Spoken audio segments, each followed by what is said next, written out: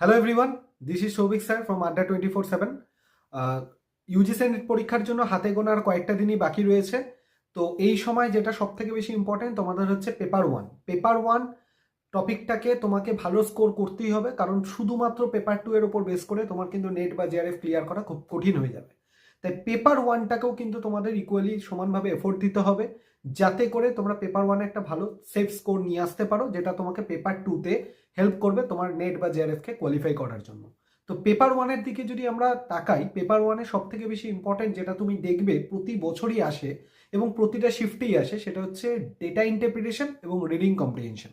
তো data interpretation এবং reading comprehension থেকে 5-5-10টা করে কোশ্চেন তোমার পেয়ে যাবে তোমরা। তো 10-10 মানে 10 দুগুণে 20 মার্কসের কোশ্চেন তোমরা পেয়ে যাবে।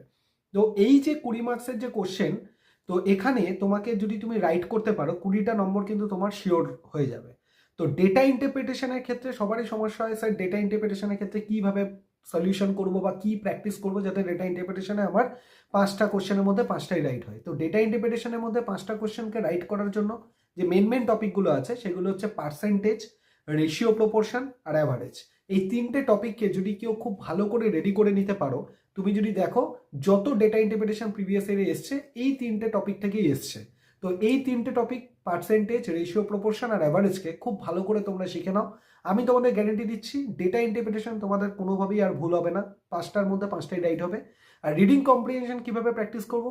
রিডিং কম্প্রিহেনশনের জন্য তোমরা প্রিভিয়াস ইয়ারের কোশ্চেন পেপার থেকে যত রিডিং কম্প্রিহেনশন আছে সেইগুলোকে দেখে প্র্যাকটিস করা শুরু করো, যাতে করে তোমার একটা আইডিয়া তৈরি হয়ে যায় যে রিডিং কম্প্রিহেনশন এলে এনটিএ যদি কোশ্চেন করে কিরকম ধরনের কোশ্চেন দিতে পারে, আর সেই কোশ্চেনগুলোর অ্যান্সারটা প্যাসেজের মধ্যে ঠিক কোন জায়গায় কিভাবে থাকবে তার একটা আইডিয়া তৈরি হয়ে যাবে। তাই রিডিং কম্প্রিহেনশন প্র্যাকটিস করার জন্য বেস্ট হচ্ছে প্রিভিয়াস ইয়ারের কোশ্চেন পেপারগুলো নাও এবং সেখান থেকে রিডিং কম্প্রিহেনশন প্র্যাকটিস করো।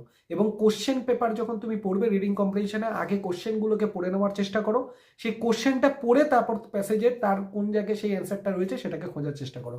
ব্লাইন্ডলি আগেই প্যাসেজ পড়ার খুব একটা দরকার নেই, কারণ তাতে তোমার সময়টা অনেক বেশি লেগে যাবে। এইভাবে ডেটা ইন্টারপ্রিটেশন আর রিডিং কম্প্রিহেনশনটাকে যদি তুমি ভালো করে প্র্যাকটিস করে নিতে পারো, তাহলে 5-5-10 10টা কোশ্চেন মানে 20 নম্বর তুমি পুরোপুরি সিকিউর করে নিতে পারবে তোমার পেপার ওয়ানের জন্য। এটা তোমাকে পেপার ওয়ানে অনেকটা এগিয়ে দেবে এবং পেপার টুকেও সাপোর্ট করবে তোমার নেট বা জেআরএফ কোয়ালিফাই করার জন্য। এরকমভাবে স্ট্র্যাটেজির ভিডিও বা ছোট ছোট ইনফরমেশন ভিডিও ইউজিসি নেটের আগে তোমার জানার জন্য এই চ্যানেলটাকে সাবস্ক্রাইব করে রাখো। আমি তোমাদেরকে এরকমভাবে ইনফরমেশন দিতে থাকবো। চলো বাই।